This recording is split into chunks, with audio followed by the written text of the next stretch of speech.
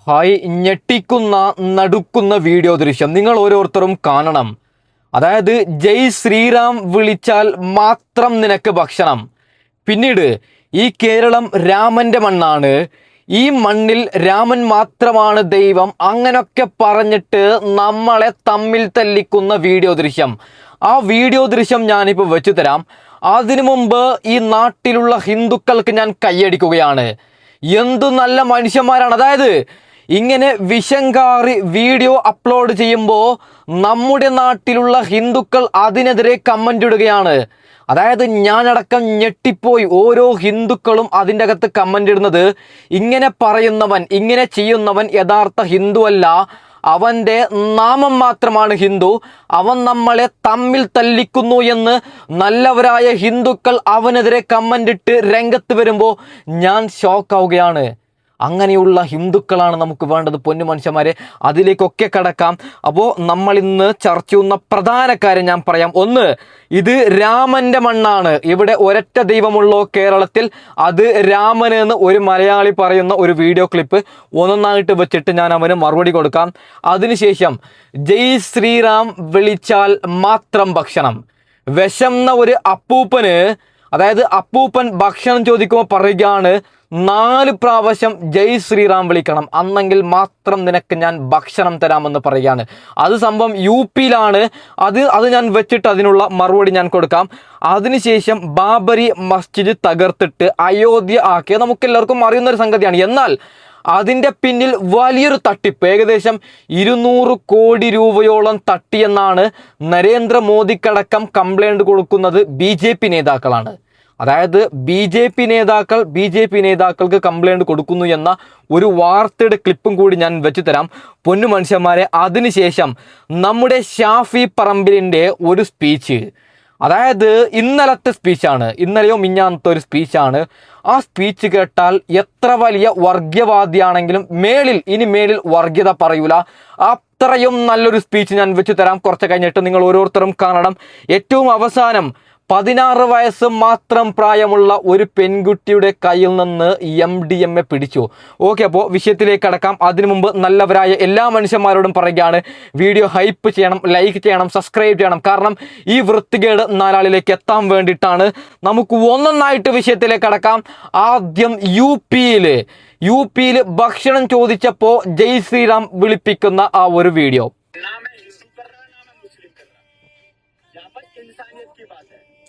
ये बुजुर्ग अंकल खाना मांग रहा है, जिसको भूख लगी हुई है, अच्छे से देखना, इसका हाथ कांप रहे हैं, ये परेशान है तभी तो खाना मांग रहा है।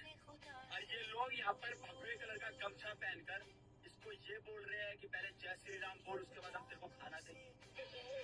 जय श्री राम बोलो, जय श्री राम, जय श्री राम तभी प्रसाद मिलेगा। जय श्री राम। हमारे हिंदू भाई तो ऐसा नहीं करते, इस बुजुर्ग आदमी को बेइज्जत कर रहे हो। अगर यहाँ पर हिंदू भाई होता, अगर मुस्लिम ये वाली बात बोलता तो सारे हिंदू भाई सपोर्ट में आ जाते कि हमारे हिंदू भाई को मुस्लिम ने गलत बोल दिया। पर मैं अपने हिंदू भाई को एक बात बोलना चाहता हूँ, मेरे लिए सबसे पहले मेरा धर्म है, मेरे लिए सबसे पहले जय श्री राम है। मैं हर दूसरे आदमी से जय श्री राम बुलवाऊंगा, पर मैं कभी किसी को बेइज्जत नहीं करूंगा ऐसे। खाना तब दूंगा तेरे को जब तू जय श्री राम बोलेगा। इन लोगों के ऊपर कार्रवाई होनी चाहिए, ये लोग गलत कर रहे हैं और हमारे हिंदू धर्म को बदनाम करने में इन जैसे लोगों का हाथ। ഓക്കെ, അതായത് ഈ വ്ളോഗർ ഒരു ഹൈന്ദവനാണ്, നല്ലവനായ ഹൈന്ദവനാണ്. അവൻ പറയുന്നത് ഇത് തെറ്റെന്നാണ്. ഇതിൻ്റെ കമൻറ്റ് ബോക്സ്, അതായത് എല്ലാ മതസ്ഥരും അയാൾ ചെയ്തത് തെറ്റെന്നാണ് പറഞ്ഞത്. അതായത് ഒരു പാവപ്പെട്ട മനുഷ്യന് ഭക്ഷണം ചോദിച്ചാൽ ജയ് ശ്രീറാം വിളിപ്പിക്കുന്നത് ശരിയാണോ? അല്ലെങ്കിൽ അള്ളാഹു അക്ബർ വിളിപ്പിക്കുന്നത് ശരിയാണോ? അല്ലെങ്കിൽ യേശുവിൻ്റെ പേര് വിളിപ്പിക്കുന്നത് ശരിയാണോ? ഇതെവിടത്തെ നിയമമാണ്? അവനെ പിടിച്ചിട്ട് അറസ്റ്റ് ചെയ്യണമെന്ന് ഞാൻ പറയാം. ഓക്കെ, ബാക്കി വിഷയത്തിലേക്ക് കിടക്കാം. ഇത് UP-യിലെന്നല്ലേ, അതായത് ഈ നടക്കുന്നത് UP-യിലല്ലേ എന്ന് നമുക്ക് സമാധാനിക്കാം. എന്നാൽ നമ്മുടെ കേരളത്തിലോ ഒരുത്തൻ വിഷം കാറുകയാണ്. അതായത് അവൻ പറയുന്നത് ആദ്യം കേട്ടിട്ട് അതിനുള്ള മറുപടി ഞാൻ കൊടുക്കാം.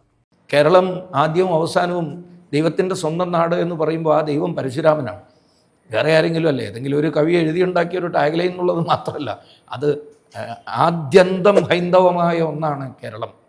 കന്യാകുമാരി ക്ഷിതി ആദിയായി ഗോകർണാന്തമായി തെക്ക് വടക്ക് നീളെ അന്യോന്യം അംബാശിവർ നീട്ടിവിട്ട കണ്ണോട്ടം ഏറ്റുണ്ടൊരു നല്ല രാജ്യമെന്നാണ് കുഞ്ഞിക്കുട്ടൻ തമ്പുരാൻ എഴുതിയിരിക്കുന്നത് കേരളത്തെക്കുറിച്ച്. എങ്ങനെയാണ് നിർവഹിച്ചിരിക്കുന്നത്? ദേവി പാർവതി ദേവി ഇരിക്കുന്നു തെക്ക്, വടക്ക് ഗോകർണത്തിൽ ശിവൻ ഇരിക്കുന്നു.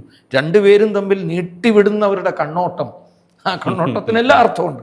ആ കണ്ണോട്ടത്തിൻ്റെ അനുഗ്രഹത്തിൻ്റെ ആശീർവാദത്തിൻ്റെ പ്രണയത്തിൻ്റെ കാൽപ്പനികതയുടെ എല്ലാറ്റിൻ്റെയും അടിയിൽ വാഴുന്ന ഒരു മനോഹര ദേശമാണ് കേരളം. ഈ സഹോദരനോടൊരു കാര്യം പറയുകയാണ്. ഈ സഹോദരൻ പറഞ്ഞത് ഇവിടെ ഒരൊറ്റ ദൈവമുള്ളൂ, ആ ദൈവം രാമൻ എന്നാണ് പറഞ്ഞത്. ഞാനൊരു കാര്യം പറയാം. ഇത് എത്ര വലിയ പ്രശ്നമാണ് കമൻറ്റ് ബോക്സിൽ ഉണ്ടാക്കിയതെന്ന് നിങ്ങൾക്കറിയോ? ചിലർ തമ്മിൽ തല്ലിച്ചാവുകയാണ്. നല്ലവരായ ഭൂരിപക്ഷം ഹിന്ദുക്കൾ, അതായത് ഒരു 800 കമൻ്റാണ് ഇതിൽ വന്നത്, അതിൽ 700 കമൻറ്റും ഹിന്ദുക്കൾ ഇവനെതിരെ തെറിവിളിക്കുകയാണ്. അതായത് മാന്യമായ രീതിയിലാണ്, അതായത് ഒരു പബ്ലിക് പ്ലാറ്റ്ഫോമിൽ ഇങ്ങനെ പറയരുത് എന്നാണ് അവർ പറയുന്നത്. ബാക്കി ഇപ്പോൾ ക്രിസ്ത്യാനികളും മുസ്ലിമീങ്ങളും അല്ലെങ്കിൽ വേറെ എല്ലാവർക്കും ദേഷ്യം വരൂലേ, എന്തിനാണ് ഇങ്ങനെ കേരളത്തിൽ എല്ലാ മതസ്ഥരുമുണ്ട്, കേരളം രാമൻ മാത്രമാണ് ഇവിടെ എന്നൊക്കെ പറയുന്നത് തെറ്റല്ലേ? ബാക്കിയും കൂടി കേട്ട് നോക്കാം. എന്ന് പറയുമ്പോൾ എൻ്റെ അർത്ഥം എന്താ? കേരളത്തിൻ്റെ സാഹിത്യം എവിടുന്നാണ് ഉണ്ടായത്? കേരളത്തിൻ്റെ കല എവിടുന്നാണ് ഉണ്ടായത്? അപ്പോൾ നിങ്ങൾ വിചാരവിഹാരം വായിച്ചാൽ, കുഞ്ഞിരാമൻ നായരുടെ വിചാരവിഹാരം വായിച്ചാൽ എവിടുന്നാണ് ഈ കേരളം ഉണ്ടായി വന്നതെന്ന്, കേരളത്തിൻ്റെ കല എവിടുന്നാണ് ഉണ്ടായത്? മുതിരേരി പള്ളിവാൾ വയനാടൻ ചുരമിറങ്ങി വന്നെത്തുന്ന കൊട്ടിയൂർ പെരുമാളിൻ്റെ പവിത്രമായ തിരുമുറ്റത്ത് നിന്നാണ് കേരളത്തിൻ്റെ വീര നൃത്തം ഉണ്ടായതെന്നാണ് പറയുന്നത്. അവിടുന്നാണ് ഉണ്ടായത്. ഇതുപോലെ അദ്ദേഹത്തിൻ്റെ വളരെ ദീർഘമായൊരു കാവ്യ സമാനമായ ഗദ്യം, അതാണ് വിചാരവിഹാരം.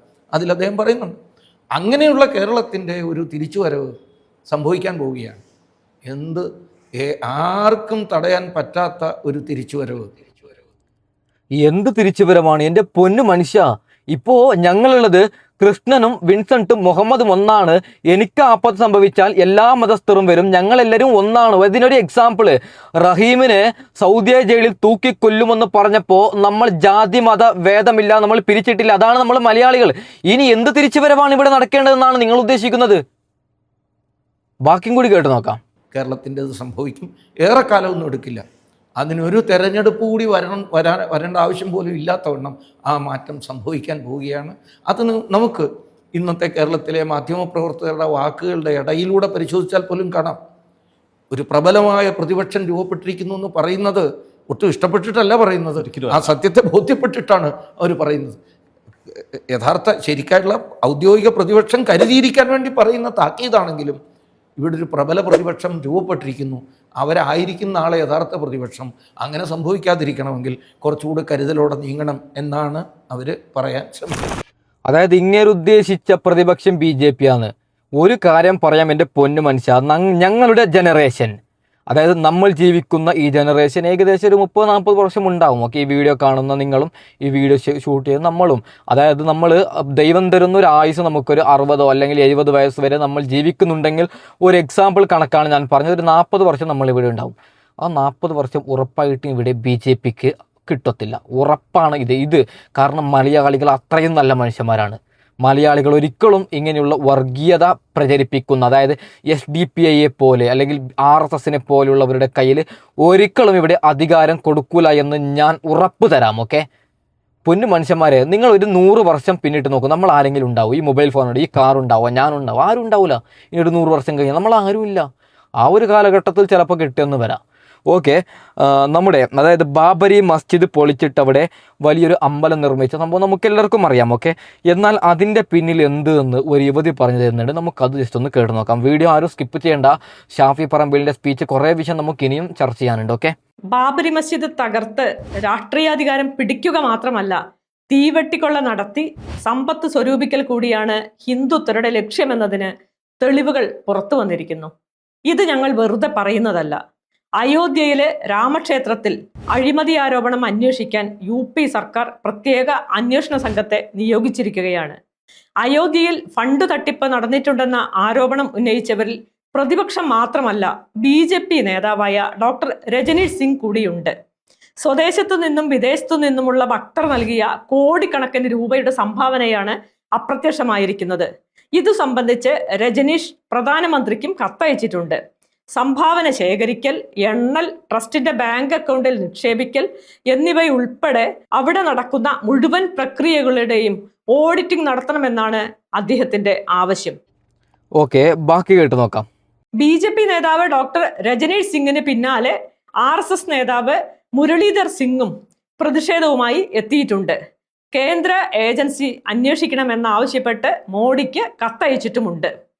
ഫണ്ട് തട്ടിപ്പിനെതിരെ കോൺഗ്രസ് പ്രവർത്തകർ അയോധ്യയിൽ ഫ്ലക്സ് ബോർഡ് സ്ഥാപിച്ചിരുന്നു. അത് അയോധ്യ മുനിസിപ്പാലിറ്റി ജീവനക്കാർ നീക്കം ചെയ്തിട്ടുണ്ട്. ഉത്തർപ്രദേശിലെ BJP ഭരണം അഴിമതി നിറഞ്ഞതാണെന്നത് ഖേദകരമാണെന്ന് സമാജ്വാദി പാർട്ടി നേതാവ് അഖിലേഷ് യാദവ് എക്സിൽ കുറിച്ചു. അല്ലായിരുന്നുവെങ്കിൽ SITക്ക് പകരം IITകൾ സ്ഥാപിച്ചേനെയെന്ന് അദ്ദേഹം പരിഹസിച്ചു. അഴിമതി ആരോപണത്തിൽ നിന്ന് BJPക്ക് മാത്രമല്ല പ്രധാനമന്ത്രി മോദിക്കും അമിത്ഷായ്ക്കും ഒഴിഞ്ഞു നിൽക്കാനാവില്ലെന്നും അദ്ദേഹം പറഞ്ഞു. സുപ്രീം കോടതിയുടെ ഉത്തരവിനെ തുടർന്നാണ് ഒരു സ്വതന്ത്ര ട്രസ്റ്റ് രാമക്ഷേത്രം നിർമ്മിച്ചതെന്നാണ് BJP വർഷങ്ങളായി അവകാശപ്പെട്ടിരുന്നത്. എന്നാൽ ട്രസ്റ്റ് അംഗങ്ങളിൽ ഭൂരിഭാഗവും ഭരണപക്ഷവുമായി ബന്ധമുള്ളവരാണെന്ന കാര്യത്തിൽ സംശയമില്ല. അതേ ട്രസ്റ്റാണ് ഇപ്പോൾ അഴിമതി ആരോപണത്തിൽ കുടുങ്ങിയിരിക്കുന്നത്. ട്രസ്റ്റിന്റെ ദൈനംദിന പ്രവർത്തനങ്ങളിൽ പങ്കില്ലെന്ന് പറഞ്ഞ് അഴിമതി മൂടിവെക്കാനുള്ള ശ്രമമാണ് നടക്കുന്നതെങ്കിലും അതാരും വിശ്വസിക്കുന്നില്ല. അഴിമതിയിൽ പ്രധാനമന്ത്രിക്കും BJPക്കുമെതിരെ വിരൽ ചൂണ്ടുന്നത് കോൺഗ്രസ് മാത്രമല്ല, മറ്റ് പാർട്ടികളുമുണ്ട്. ഏകദേശം 200 കോടി രൂപയുടെ നഷ്ടമുണ്ടായതായാണ് അഴിമതി പുറത്തു കൊണ്ടുവന്ന ദൈനിക് ഭാസ്കർ കണക്കുകൂട്ടുന്നത്. ഓക്കെ, ഞാനൊരു കാര്യം പറയാം. ഇപ്പോൾ നമ്മൾ വിചാരിക്കുന്നത്, ഈ വീഡിയോ കാണുന്ന പൊന്നു പ്രേക്ഷകരെ, നിങ്ങൾ വിചാരിക്കുന്നത്, അതായത് നരേന്ദ്രമോദി ആണെങ്കിലും അല്ലെങ്കിൽ രാഹുൽ ഗാന്ധി ആണെങ്കിലും ആരാണെങ്കിലും ഇപ്പോൾ ജാതി മതം പറയുമ്പോൾ നമ്മൾ വിചാരിക്കുന്നത് അവർക്ക് നമ്മളോട് ഭയങ്കര ഇഷ്ടം കൊണ്ടാണ്. നല്ല അവരുടെ ബിസിനസ്സാണ് പൊന്നു മനുഷ്യന്മാരെ അത്. അതായത് ഇപ്പോൾ ജയ് ശ്രീറാം വിളിപ്പിച്ച് വോട്ട് മേടിക്കുന്നത് അവരുടെ ഒരു ബിസിനസ്സാണ്. അവർക്കിവിടെ ബീഫ് കഴിച്ചാലും പ്രശ്നമില്ല, അവർക്ക് എന്ത് അതായത് പള്ളിയിൽ ബാങ്ക് വിളിച്ചാലും പ്രശ്നമില്ല, അല്ലെങ്കിൽ അമ്പലത്തിൽ എന്തു പ്രശ്നം അവർക്കില്ല. അതായത് ഇവിടെ പരസ്പരം അവർക്ക് വോട്ട് കിട്ടണം, വോട്ട് കിട്ടാൻ വേണ്ടി അവർ എന്തും ചെയ്യും. അതാണ് ആ ഒരു സത്യം നിങ്ങൾ ഓരോരുത്തർ മനസ്സിലാക്കണം. തമ്മിൽ തല്ലരുത്. കൂടിപ്പോയാൽ നമ്മളൊരു 50-60 വർഷം ജീവിക്കും, അത് കഴിഞ്ഞാൽ നമ്മൾ മരിച്ചു പോകും. എന്തിനാണ് തമ്മിൽ തല്ലി ചാവുന്നത്? നമ്മൾ ഈ നാട്ടിൽ മരണമൊന്നുമില്ലാതെ, അത് ജനിച്ചാൽ പിന്നൊരു മരണമില്ല. അന്നെങ്കിൽ നമ്മൾ മതത്തിൻ്റെ പേരിൽ തല്ലുന്നെങ്കിൽ ഓക്കെ, അതായത് തല്ലിയാൽ ചാവുന്നില്ലെങ്കിൽ ഓക്കെ. ഇത് നമ്മളൊരു ഒരു ഒരു ഒരു എന്താ പറയുന്നത്, ഒരു ചെറിയൊരു കാലഘട്ടത്തിന് വേണ്ടി നമ്മളിവിടെ വന്നതല്ല. എന്തിനാണ് കലാപം ഉണ്ടാക്കുന്നത്? ഓക്കെ പൊന്നു മനുഷ്യന്മാരെ, നമ്മുടെ ഷാഫി പറമ്പിലിൻ്റെ ആ ഒരു സ്പീച്ച് നിങ്ങൾ കേൾക്കണം. ഓക്കെ, ബോംബാക്രമണം നടത്തിയാലോ ഫേസ്ബുക്ക് പോസ്റ്റ് ഇട്ടാലോ കമന്റ് ഇട്ടാലോ ഒന്നും അവരുടെ പാർട്ടിക്ക് പങ്കില്ല, നേതൃത്വത്തിന്റെ അറിവോടെ അല്ല, അവർക്ക് ആർക്കും പങ്കില്ല. വേറെ ഏതെങ്കിലും രാഷ്ട്രീയ പ്രസ്ഥാനം, UDFന്റെ ആരെങ്കിലും ഏതെങ്കിലും ഒരാൾ എവിടുന്നേലും ഒരു കമന്റ് ഇട്ടാൽ അതിന് സോണിയാഗാന്ധി വരെ മറുപടി പറയണം. ഇതായിരുന്നു ഇവരുടെ ആറ്റിറ്റ്യൂഡ്. എന്നിട്ടും ഇത്തരം കള്ളത്തരങ്ങളെ മുഴുവനായിട്ട് അവരുടെ ലീഡർഷിപ്പ് ഓൺ ചെയ്തു എന്നുള്ളതാണ്. ഈ കാഫിർ സ്ക്രീൻഷോട്ടിന്റെ ഈ തെരഞ്ഞെടുപ്പിന്റെ അജണ്ടയാക്കാൻ അന്നത്തെ LDFന്റെ സ്ഥാനാർത്ഥി തൊട്ട് ഇപ്പൊ കഴിഞ്ഞ ദിവസം വരെ പ്രതികരിച്ചിരുന്ന LDFന്റെ കൺവീനർ വരെയുള്ള മുഴുവൻ ആളുകളും, പാർട്ടി സെക്രട്ടറി ഉൾപ്പെടെയുള്ള ആളുകൾ, DYFI നേതാക്കന്മാർ, അവരുടെ റാങ്ക് ആൻഡ് ഫയലും മുഴുവൻ ഈ കള്ളത്തിന്റെ പുറകെ ഓടുകയാണ്. ഒരു കാര്യം ശ്രദ്ധിക്കുക, ഏതെങ്കിലും ഒരു കമന്റിന്റെ പുറത്ത് ഉത്തരവാദിത്തം UDFന്റെ ആളുകളുടെയോ സ്ഥാനാർത്ഥിയുടെയോ തലയിൽ കെട്ടിവെക്കാൻ നടത്തുന്ന ശ്രമങ്ങൾ പോലെയല്ല. അവര് തന്നെ ഉണ്ടാക്കിയ ഒരു വ്യാജ നിർമ്മിതി, എന്നിട്ട് അവര് തന്നെ അതിൽ മറ്റുള്ളവരുടെ പേരിൽ വലിയ രോഷം കൊള്ളുക, എന്നിട്ട് വലിയ വർഗീയ വിരുദ്ധ പ്രചാരകരായി മാറുക. എന്തൊരു വർഗീയതയാണ്ടോ എന്നൊക്കെ എന്റെയൊക്കെ പേര് പറഞ്ഞ് ചോദിക്കുന്ന സാഹചര്യം ഉണ്ടാക്കുക, തെരഞ്ഞെടുപ്പിൽ അത് പ്രചരണത്തിന് വേണ്ടി ഉപയോഗിക്കുക, എന്നിട്ട് ഒന്നും അറിയാത്ത പോലെ ഈ പറയുന്ന എല്ലാ വൃത്തികേടുകൾക്കും കൂട്ടുനിന്നിട്ട് ഒന്നും അറിയാത്ത പോലെ അത് ഞങ്ങളല്ല എന്ന് പറഞ്ഞൊഴിയുകയും ചെയ്യും. ആ ശ്രമത്തിനാണിപ്പോൾ നിയമപരമായ ഒരു തിരിച്ചടി കൂടെ നേരിട്ടിരിക്കുന്നത്. ഞാൻ പറഞ്ഞത് അതുകൊണ്ട് ഇത് അവസാനിച്ചു എന്നോ അവസാനിക്കണമെന്നോ അല്ല, അന്വേഷണം സത്യസന്ധമായി മുന്നോട്ട് പോട്ടെ. ഇത് സൃഷ്ടിച്ചവരെ കൂടെ കേരളീയ പൊതുസമൂഹത്തിന്റെ മുമ്പിൽ കൊണ്ടുവരണം. ഈ കാലതാമസം ആ സൃഷ്ടാവിനെ കണ്ടെത്തുന്ന കാര്യത്തിലെ തടസ്സമായി മാറണമെന്നാണ് പിണറായി വിജയന്റെ പോലീസും ആഗ്രഹിച്ചത്. അല്ലെങ്കിൽ കേരളത്തിലെ പോലീസ് വിചാരിച്ചാൽ 2 ആഴ്ച കൊണ്ട് തീർക്കാവുന്ന ഒരു പണിയെ 2 കൊല്ലം ഇവർ നീട്ടിക്കൊണ്ടുപോയത് എന്തിന്റെ പേരിലായിരുന്നു? ഏതെങ്കിലും ഒരു UDF പ്രവർത്തകൻ അതിനകത്ത് പങ്കുണ്ടെങ്കിൽ, ഏതെങ്കിലും ഒരു UDF അനുഭാവിക്ക് പോലും അതിനകത്ത് പങ്കുണ്ടെങ്കിൽ, ശ്രീ പിണറായി വിജയൻ കേരളത്തിന്റെ മുഖ്യമന്ത്രിയും ആഭ്യന്തരമന്ത്രിയായിരുന്ന സമയത്ത് ഒരു നടപടി എടുക്കില്ല എന്ന് നിങ്ങൾക്ക് തോന്നുന്നുണ്ടോ? അപ്പൊ അതിന്റെ പിന്നിൽ അവരാണെന്നുള്ള കൃത്യമായ ബോധ്യം അവരുടെ അന്വേഷണത്തിന്റെ തുടക്കത്തിൽ തന്നെ കിട്ടി. റിബേഷ് എന്ന് പറയുന്ന ഡിവൈഎഫ്ഐ നേതാവിൽ ചെന്ന് അന്വേഷണം തട്ടി നിന്നു എന്ന ഒരു വാദം പറഞ്ഞിട്ട് കേസിനെ അവസാനിപ്പിക്കാൻ ശ്രമിച്ചതിന്റെ പുറകിലെ കാരണം കൃത്യമാണ്. കാരണം ഇത് താഴെ തട്ടിൽ ആരുടെയെങ്കിലും തലയിൽ വിരിഞ്ഞൊരു ബുദ്ധിയല്ല. ഇതിന് പാർട്ടിയുടെ ഉന്നത നേതൃത്വവും അന്നത്തെ ഭരണ നേതൃത്വത്തിന്റെയും അറിവോടെ ഈ വടകരയുടെ മണ്ണിനെ വിഷം കലക്കാൻ അവർ നടത്തിയ ശ്രമമാണ് എന്ന് പറയാതിരിക്കാൻ കഴിയില്ല. വ്യക്തിപരമായി ഒരുപാട് ആക്രമിക്കപ്പെട്ടു ഈ വ്യാജ നിർമ്മിതിയുടെ പേരിൽ.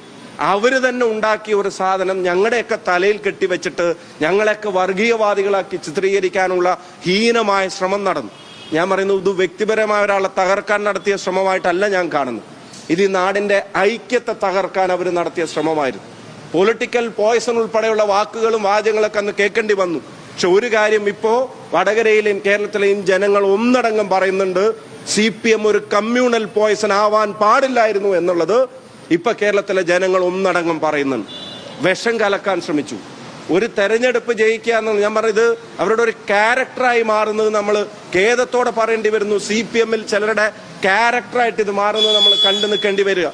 നിങ്ങൾ ശ്രദ്ധിച്ചിട്ടുണ്ടാകും, ഇത് കാഫിർ സ്ക്രീൻഷോട്ടിന്റെ മുമ്പും ഇതുണ്ടായിട്ടുണ്ട്, കാഫിർ സ്ക്രീൻഷോട്ടിന്റെ ശേഷവും ഇതുണ്ടാവുന്നു എന്നുള്ളതാണ്. മാഷാ അല്ലാ സ്റ്റിക്കർ വടകരയിലെയും കേരളത്തിലെയും ജനങ്ങൾ മറന്നിട്ടുണ്ടോ? അല്ലെങ്കിൽ TP-യെ കൊല്ലാൻ കൊണ്ടുപോയ വാഹനത്തിൽ എന്തിനാണ് മാഷാ അല്ലാ എന്നൊരു സ്റ്റിക്കർ ബോധപൂർവം അതിനു വേണ്ടി ഒട്ടിക്കാൻ CPM-ന്റെ ഗുണ്ടകൾ തീരുമാനിക്കുന്നത്? നിങ്ങൾ ആലോചിച്ച് നോക്ക്. ഫസലിനെ കൊന്നതിന്റെ ശേഷമുള്ള തുവാല എന്തിന് അമ്പലത്തിന്റെ മുറ്റത്തേക്ക് എറിഞ്ഞു എന്നുള്ള ചോദ്യത്തിന് കേരളീയ പൊതുസമൂഹത്തിന്റെ മുമ്പിൽ ഉത്തരവുണ്ടോ?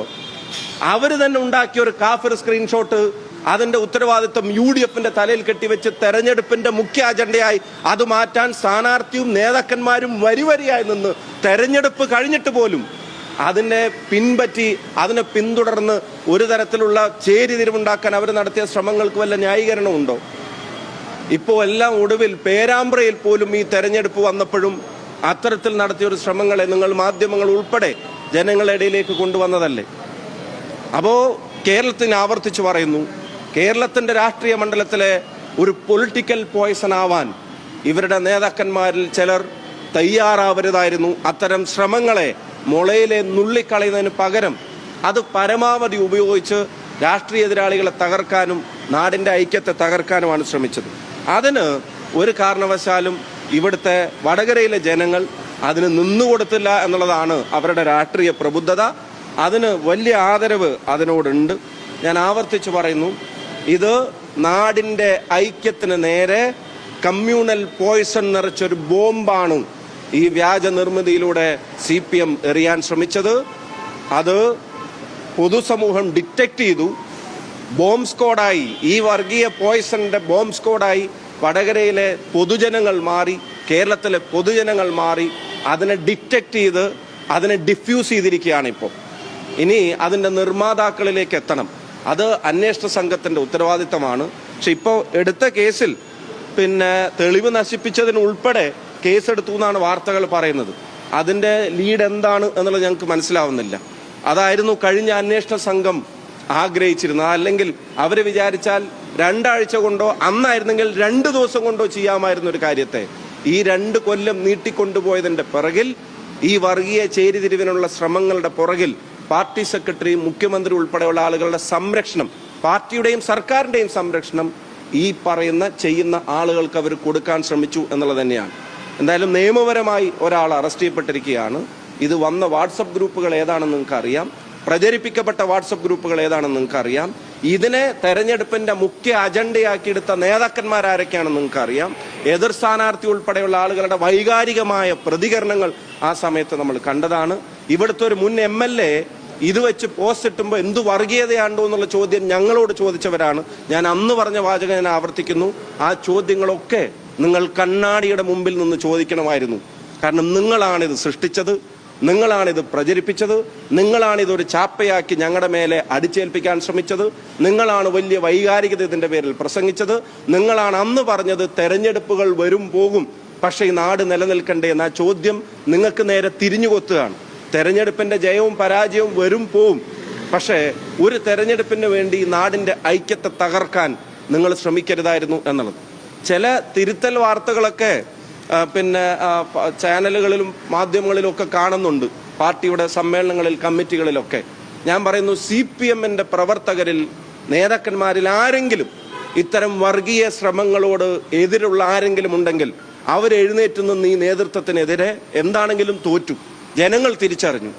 ഇനി ഇത്തരം ശ്രമങ്ങളെ സംരക്ഷിച്ചു പിടിച്ചവരും ഇത് ഉണ്ടാക്കിയവർക്കുമെതിരെ അതിശക്തമായ ഭാഷയിൽ പ്രതികരിക്കാൻ ആ പാർട്ടിയിൽ കമ്മ്യൂണിസ്റ്റായ ആരെങ്കിലും ഉണ്ടെങ്കിൽ അവരെഴുന്നേറ്റ് നിൽക്കേണ്ട സമയമാണ് എന്നും കൂടെ ഞാൻ ഓർമ്മപ്പെടുത്താൻ ശ്രമിക്കുന്നു.